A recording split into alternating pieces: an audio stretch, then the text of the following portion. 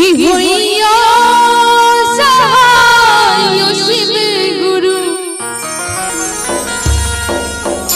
कि होइया सहाय शिव गुरु या कनिए कनिए होइयो ने सहाय शिव गुरु या कनिए कनिए होइयो ने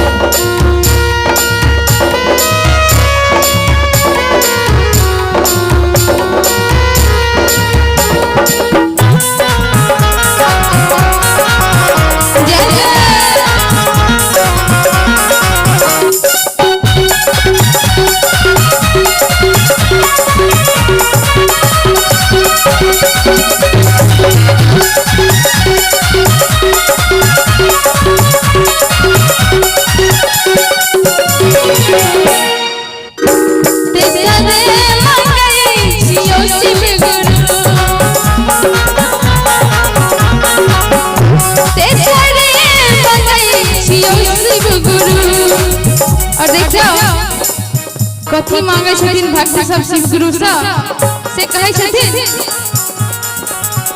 तेसरे मांगे छियो शिव गुरु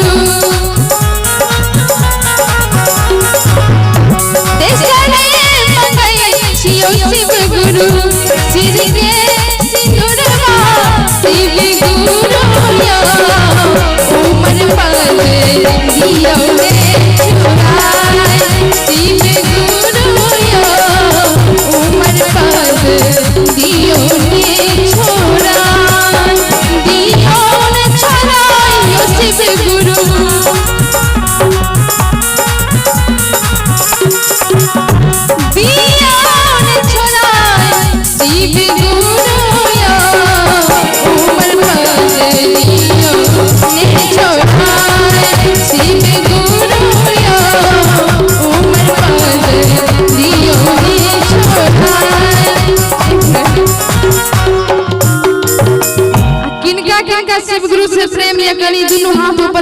चाहिए। देखिए तब किनका किनका शिव गुरु से प्रेम छै।